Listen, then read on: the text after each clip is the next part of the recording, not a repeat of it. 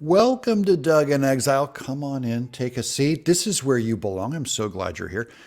Jim Jordan is unpacking what's going on with the Trump indictment with Maria Bartiromo. And most importantly, involves a federal election. I mean, here we are, as you indicated, we're 4 months away from the first debate in the primaries for the election to the most important office we have, President of the United States. And so it is ridiculous. I think the American people see it for what it is. Well, we're the American people. You tell me in the comments, do you see it for what it is? If you watch all the way to the end of this video, let me know at the end in the comments that you watched to the end and tell us, do you see this for what it is? What do you think it is? Secretary Clinton can destroy 30,000 emails. Joe Biden gets to keep quiet his classified document issue.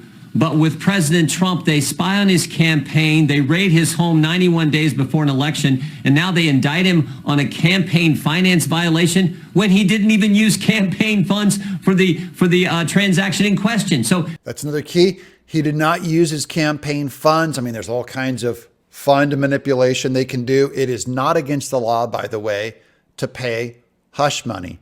If that were true, then many candidates would be indicted. Well, they keep saying, oh, you're not supposed to be involved because, you know, this is a local prosecution decision. And we're saying, well, look, you used federal funds. You conceded that in your response to the letter that myself, Mr. Stile, Mr. Comer sent to you a few days ago. You conceded that.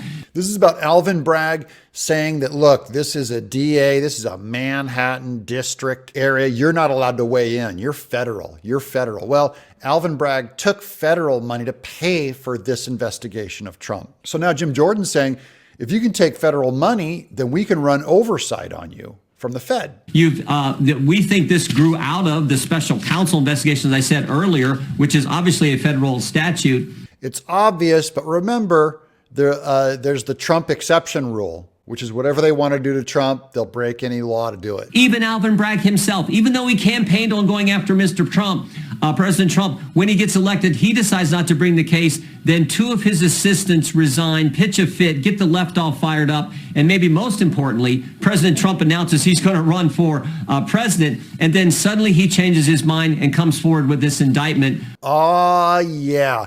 Isn't the timing just a little bit funny on this one? They could have pulled this lawsuit back in 2016. What is it that happened 8 years later? Oh yeah, Trump ran for president and 2 weeks later they indict him. This is about an election and they're caught. If you want to hear more about Trump, like, subscribe, share. I'm Doug in Exile.